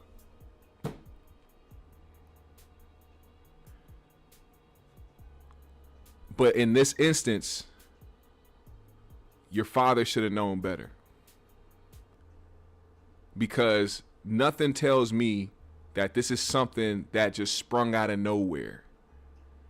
That man had to have displayed some type of weird activity or some type of negative traits about him where your father has seen to the point where it should have been more on his mind to be there with you while that was happening than to leave you there alone and just trust you to just, hey, and you're 8 years old to pay somebody, an 8-year-old paying somebody for a service. Are you crazy?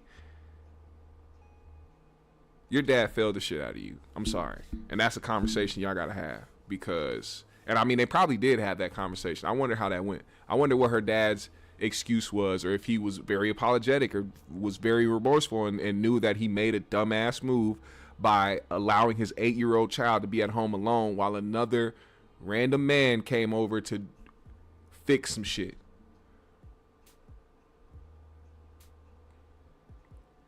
You understand? So That's how I feel about that situation. Let's see. Extraordinary, he says, my girls go to the room when workers come to the crib. See, you can't trust blood these days. That too. Tasha talks. She says, but the conversation was about why women would pick a bear over a man. It wasn't about everyone. I feel like the goalpost was moved. Also, times were different back then. Mel is about my age, and we weren't thinking in those terms. Well, I mean, even then, it's like, even though it was a different time, doesn't mean like shit like that wasn't happening. You know what I'm saying? Like, it didn't matter the time. Stuff like that was happening to people. I can't tell you how many people Mel's age or even older have stories about being assaulted, sexually assaulted as children from people who, whether they were family friends or whether they were family.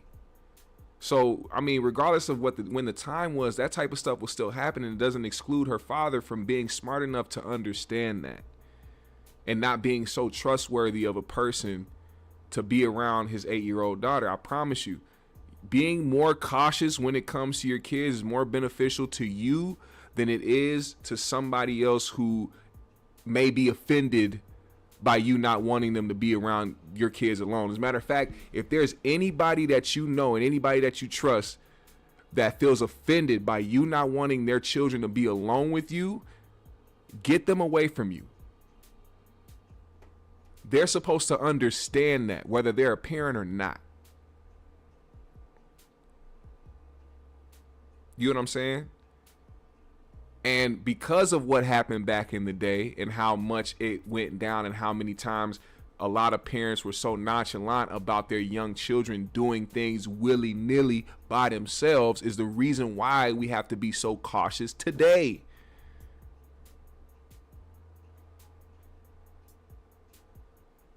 Weirdos and PDF files didn't just spring up over the last 30 years, 20 years. They've been here. People didn't just start getting assaulted sexually 20 years ago, 30 years ago. It's been happening for centuries. All of this is knowledge, whether it's a trending topic or not. So this is why I'm saying her father let her down. We cannot exempt her father from being negligent in leaving, first of all, leaving your 8-year-old daughter at home alone. Second of all, allowing somebody to come over while your 8-year-old daughter is home alone. Regardless of what time and what period of time it was in. You know what I'm saying? You were allowed to do certain things back in the day because there wasn't that fear. And now that we see it happen so much, and then not just that, y'all also got to think about the fact that a lot of people didn't talk about it. So how are we supposed to know that it was even prominent back then when a lot of people didn't decide to talk about it or bring it up till 20 years later, 30 years later? There's women out here who are in their 40s and 50s who are just now talking about them being assaulted when they were kids because they didn't want to talk about that. It was so traumatic. So that was another reason why it was so nonchalant for parents to just allow their kids to go to the store and, be at home alone at certain points. Because if something was happening to them, they weren't saying shit. And that's why a lot of these weird, creepy ass, punk ass, bitch made ass, demon ass niggas was doing this shit and getting away with it because they were not being told on. And now that these guys are being caught and being told on and being exposed, and of course parents are being more smarter about how they move with their children, we're starting to see less of it, which is a great thing. So in conclusion, though, because that was a great conversation, in conclusion, Anthony Mackie was absolutely right. Absolutely right. And I stand with his statements. Raise your kids how you want to raise your kids, as long as you are raising them to be respectable, productive, and responsible human beings in society. All right? Now, today has been a very dope show. I had some things on the like section, but we clearly are over 2 hours here. I appreciate everybody that came through and supported the show. I appreciate everybody that participated in the live chat, who hit that like button. Shout out to my people that sent the super chats today. I appreciate you so much for supporting the GMS show in a big way. We are continuing to grow this platform, man. We trying to get to 60K subs this year, even greater. So I appreciate y'all for supporting. I appreciate all the new subscribers. If you want to support the GMS show in an even bigger way, like I said, YouTube, they always take a cut of everything. If you want to send directly to me, to where these platforms that are owned by certain people can get a cut from that, and you want to send it directly to the black man and the black platform that is here in front of your face, you can hit the Cash App that is in the description below. If one of my moderators and one of my GMS chat family members want to put my Cash App in the live chat, you can do that as well, but it is in the description if you want to support in a big way. I appreciate every single one of you. I hope everybody has a great day. I will be back tomorrow, man. We will be back tomorrow. You know what tomorrow is going to be. I feel like tonight there will be a response to Aries Spears, because I didn't even know that Aries had said something, because I have the I don't even have it show up on my home page, on my suggested page, as far as DJ Vlad. I do not fuck with Vlad at all, so I don't care who's on there. Corey could pop up on Vlad TV. I'm not gonna watch it. I don't give a shit. I do not support Vlad, but clearly that video has well over 100,000 views, so pretty sure we're gonna hear a response from Corey tonight when it pertains to Aries Spears. So y'all make sure y'all tune into that. Also, 3Gs tomorrow night, man. Make sure y'all tune in to 3Gs tomorrow night. Shout out to AP, Pac G, Binky. I appreciate every single one of y'all. GMS fam in the green room. Shout out where you from, man. I appreciate every single one of y'all for pulling up. Thank you, JR, for putting that Cash App in the chat below. Pin it to the top, man. Pin that comment to the top. Pin it. Pin it. You understand? Pin it.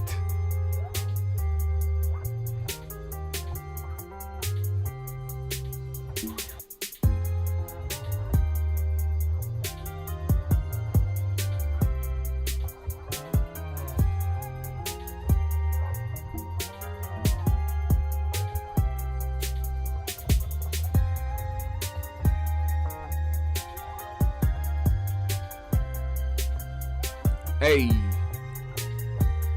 GMS fam, the green room. You're absolutely right. We're gonna keep being consistent. That's what breeds progress.